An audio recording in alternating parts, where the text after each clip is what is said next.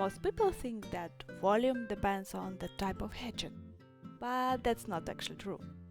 I drew the same sphere 12 times using 12 different hatching styles. Same form, same light, same object. And the important thing is this: they are all can still work. What really matters is not the stroke itself. It's how you understand form, light and tone. The biggest mistake beginner makes is that they don't feel the volume yet. So they start copying hatching styles, thinking the strokes itself creates the drawing. But hatching is just a tool. And you know what? It definitely can help you, or it can confuse you, depending on how well you understand the light and form. A stroke can support the volume, but it's not the stroke that creates it.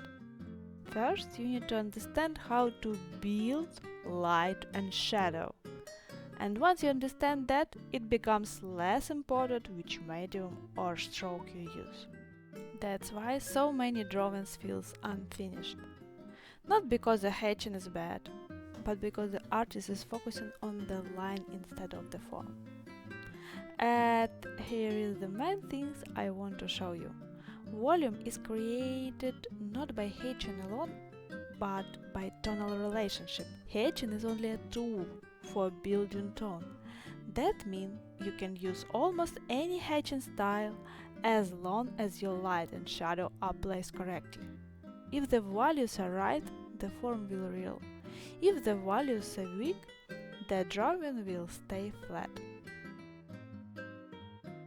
And now, let me show you how I work. I don't keep changing the hatching style while I draw. I choose one stroke and stay with it. But I use it to build the tone right way.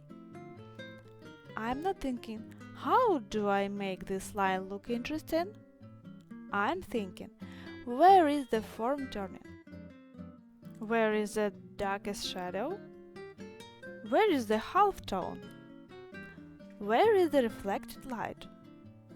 Where does the form turns gradually from light into shadow? That's what creates a sense of volume, not decoration, not fancy lines, not perfect hatching patterns, just clear tonal structure. So when I shade, I start by placing the main shadow areas, then gradually deepen the tone where needed. I keep the same type of hatch, but I control the density and pressure.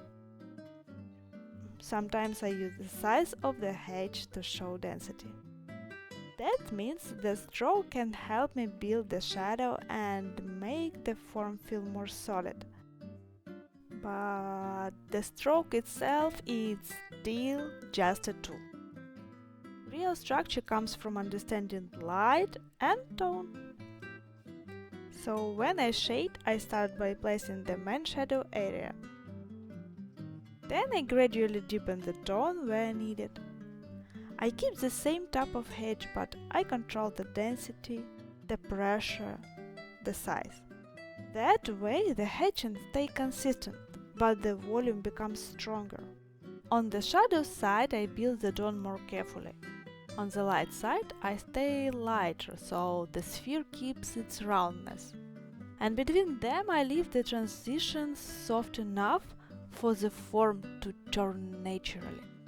This is what makes the drawing feel solid, not the stroke itself, the thinking behind the stroke. Now you can compare 4 different hatching types side by side. Each one uses a different stroke, but the goal is the same: to build the form and show the volume. What matters is not which hatch looks prettier. It's important, definitely, but not this time. It's how well it supports the light, shadow and density. So even though the strokes are different, the drawing still follows the same principles. That's why hatching is not the answer by itself. just one of the way you can control the tone and describe the form. When you start seeing the sphere as a three-dimensional object, every stroke becomes more intentional. Every shadow has a purpose, every transition has a job, and suddenly the drawing feels alive. So don't ask first what kind of hatching should I use. Ask instead, do I understand the volume? Because once you understand tone and the volume, any hatching will work for you. And that is the real secret.